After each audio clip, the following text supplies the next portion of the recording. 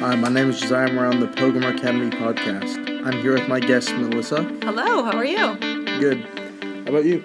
I'm doing well. Thanks for having me. What inspired you to pursue a career in occupational therapy? So I knew I wanted to do something in healthcare because I had an interest in anatomy and science. And I knew I wanted to do something that was flexible and something where I wasn't sitting at a desk all the time. I like to keep busy. And I had a strong interest in sensory processing. So that's how I kind of wound up in the field of pediatric occupational therapy.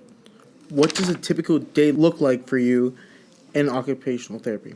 Yeah, so for me, I arrive at school, I check my schedule, I see students both one-to-one, and then I also run groups in classrooms. Varies day to day. Sometimes I have meetings, sometimes I have to perform testing, but that's kind of the general schedule. What types of therapeutic activities do you find the most effective in helping your clients? So it's not necessarily one specific therapeutic activity. One of the main tenets of OT is that our work is client-centered. So we believe that our work has to be of interest to the client or the student, and that helps them be motivated and helps them grow.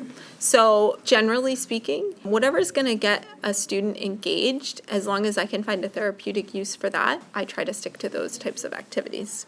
How has technology changed the way occupational therapy is practiced in recent years? That's a great question. So as technology has become more and more part of our lives, we as occupational therapists have to kind of see how we can integrate that into our work. So one example would be the use of apps with clients to promote visual motor skills or fine motor skills. Another aspect is the use of speech to text. A lot of students prefer that method. All right. What advice would you give a student who are considering a career in occupational therapy? Well, my first piece of advice would be, comment would be good choice. I love OT and I love to see students have an interest in it. And then I would recommend trying to get as much experience prior to going to school as you can, because OT is such a wide-ranging field. It's good to have all of that background knowledge before going to school. What trends do you like shaping in the future of occupational therapy?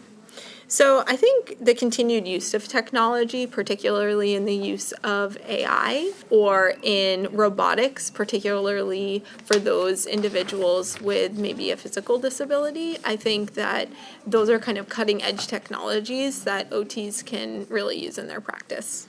How do you think the field can continue to evolve to better serve clients? I think, kind of reiterating what I said, I think the use of technology as it becomes, again, really part of our day-to-day lives, particularly for students, will really help to kind of push OT forward and help students to make effective progress. How do your personal values and beliefs influence your practice as an occupational therapist? So one of my main values is that I value hard work, and I believe that individuals can succeed when they have the right tools. And so it's kind of finding the right tools to allow someone to succeed.